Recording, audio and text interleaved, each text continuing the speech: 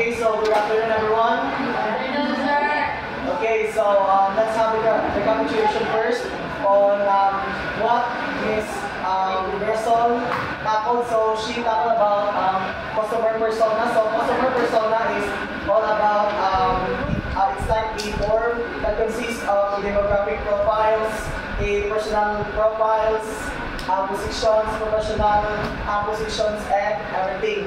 So now, let's move on to another topic, which is entitled Entrepreneurial Marketing and Creating a Personal Brand. So, what comes to your mind when you hear the word entrepreneurial marketing? Miss Marla. It is the way you introduce your product to the market. Okay, thank you. So, how about a personal brand? Miss Mirasol, what is your insights about personal brand or creating a personal brand? The word personal no sa imo ang own na brand kanang create ang imo own na brand which is na sa imo business or service. Yes, and well-known sa mga customers. Thank you. So let's hear first our objectives. At the end of this lesson, students must have first understand and entrepreneurial marketing strategies and techniques. Next, develop skills for successful entrepreneurial marketing and personal brand. And last, cultivate a positive and entrepreneurial mindset towards marketing and personal branding. So, what is entrepreneurial marketing? Everybody read. Entrepreneurial marketing is more about the marketing that distinguishes itself from traditional marketing practices. This type of marketing or entrepreneurs avoid many of the fundamental principles of marketing or are usually aiming for big, well-known companies. It makes use of a new and non-traditional marketing practices that make entrepreneurs stand out from their competitors. So, entrepreneurial marketing, it defines as the strategies on how you are going to market your brand or its either services or a product. So, there are marketing strategies that makes a lot of entrepreneurs successful when used in combination. So, first, relationship marketing. The emphasis of this is on building a solid connection between the brand and the customers. So, relationship marketing. So, makipag-connection ka, dapat strong yung connections between sa customers and you as an entrepreneurs. Next is expeditionary marketing. This involves forming markets and creating innovative products. Here, the entrepreneur's company acts as a leader rather than a follower. So, as an entrepreneur, you are the only creator of your product or services. So, you have the lead to venture or market sa iyong strategies. Next is one-to-one marketing. Here, customers are marketed to as individuals. All marketing efforts are tailor-fitted. Next, real-time marketing. Please read Joseph. Real-time marketing. Real-time marketing makes use of our technology to determine and interrelate it with the customer and Okay, real-time marketing. So, kanya strategies is mag-use niya on technology like social media, ang maka-interact sa mga customers. Okay, next, viral marketing.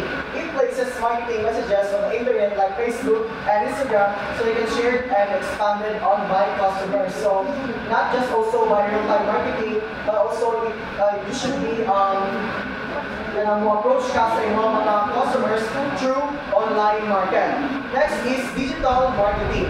This considers leveraging the power of internet tools like email and social networking to back up marketing efforts. So, di na po sa technology like sa Instagram, Facebook, but also we can use email and social networking to share your business products or services.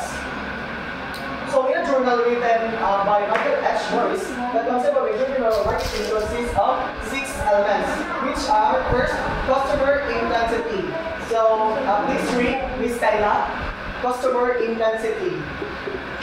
Please read. Customer intensity. This feature concentrates on the skills of passion, skill, and wit in marketing that makes the company successful. It is believed that the customer intensity component makes stronger the primary values of the company and the passion for the customer. Okay, so customer intensity. So, So you should focus on the customers. So like customer centric ka, mas kinujong ipalakaw ang customer because customer is yes. Yes. Next is continuous innovation. Please read Miss Junani.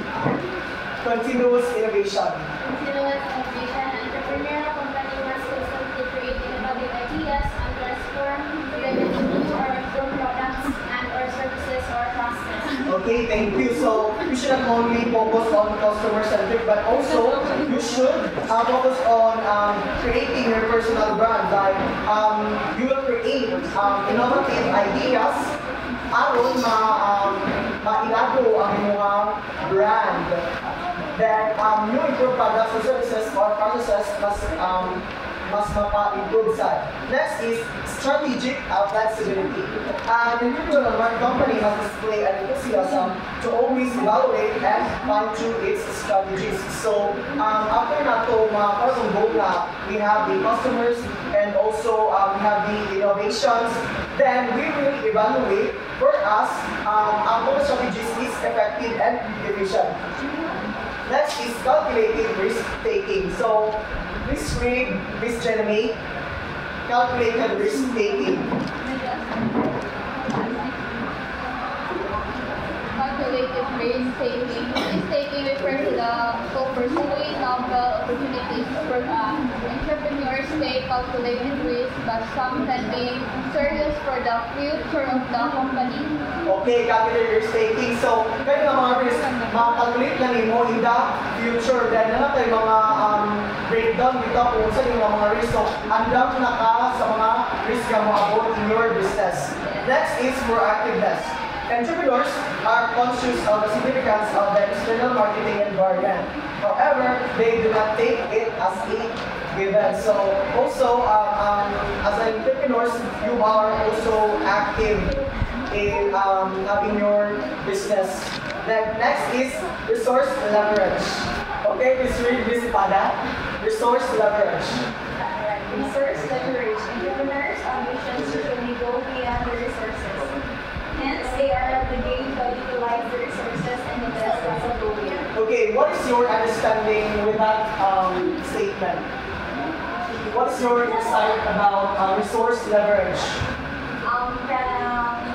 Siguro sa ilang mga resources is bigyan ito nila utilize nila ang ilang resources and i-do best possible way na dili lang Yes, very good. So, utilize, kung pwede ka Marla, utilize yun ito ang three resources. Next, creating a personal brand. Everybody read. A personal brand is the one that differentiates an entrepreneur from the rest of his competitors. This type of branding forms a lasting impression in the minds of the customers about the quality of his product and or services. Actually, this convincing personal brand draws the target customers to buy from a company which makes it a lucrative and sustainable business.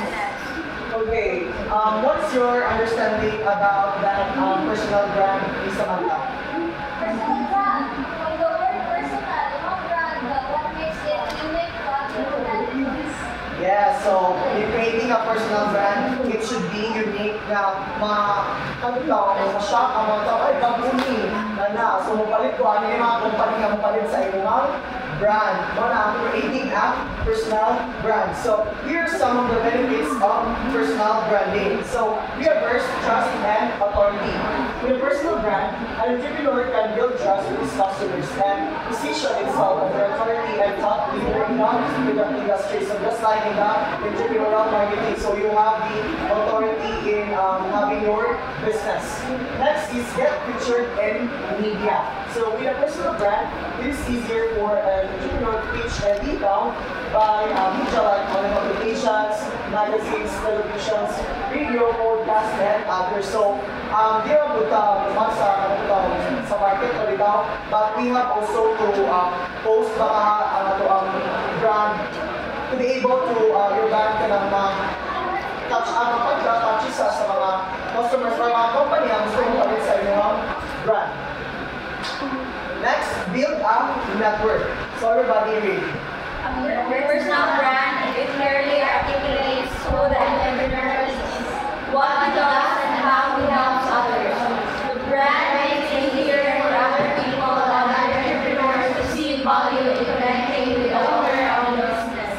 A personal brand can leverage and build a network worldwide and offline quickly and effectively. Okay, what's your understanding about build a network, Miss Michelle? Just an insight lang. What is build a network? It talks about people. People. People na pwede din mga partners sa mga business. Okay, so it is about building a network with, relationship with your customers. Next, attract more customers. So, building a personal brand that positions an entrepreneurs as a go-to expert in a particular industry or helps him to draw a lot of his ideal customers. So, as the creator of your own business, so you should attract more customers. So, na tayo mga innovative ideas in order for the customers na ma-attract sa inyong business kay there is a uniqueness. Next is premium pricing. With a strong personal brand, charging premium prices for products and services is justifiable. So we have this premium pricing. Next, create a lasting platform. Please read Miss Quincy. Create a lasting platform. Over time, a business will surely evolve. An entrepreneur may conduct a multiple business in diverse industry over the course of his career. A personal brand says as he moves from one feature to the next. Okay, so if you're creating a business now, hindi ka, hindi na taman. So you should build ng one business na mas mo last siya. So here are some social media platforms that do a lot for an entrepreneur personal branding. Here are some of them. So the first one is LinkedIn. So this is an example of the media platforms wherein the business owners or a personal brand really like post that napit sila yung mga background like this one na makita sa picture like solid. So now nakikita unsa siya, unsa yung background, unsa yung experiences. So that is also one of the posts sa social media. LinkedIn. Next is Twitter. So this is another influential and popular platform for posting business news and development. So sa scam sa mga Twitter na may mga money. Oh, naman kasi ganun po. Hindi na po siya mag-focus sa LinkedIn, but also sa Twitter. And also, ang mga entrepreneurs, ang mga customers po, dito sila mo comment or gusto nila pa ito na usa ka brand. Next is Pinterest. So, may Pinterest rin. Wala na sa Google, no? Maka-search ata. So, this is perfect for communicating the entrepreneurs to most Pinterest. The graphic nature of Pinterest makes it distinctive. An entrepreneur can post high-definition photos of his products here or something casual about how his business. So, kita mo mga search na mga pictures, mga product designs, mga branding, makikita ko sa Pinterest, sila mga indot no, na nagklaro sila unlike sa obang ng mga social media platforms. So, ano ba yung na? Okay, in conclusion, entrepreneurial marketing and personal branding are incredibly important in today's business world. Entrepreneurial marketing helps individuals find and take advantage of opportunities, while personal branding allows them to establish themselves as experts in the field. By combining these two strategies, entrepreneurs can differentiate themselves from competitors, connect with their target audience, and build strong relationships with customers. This ultimately leads to success and growth in the competitive business landscape. So, that video, thank you.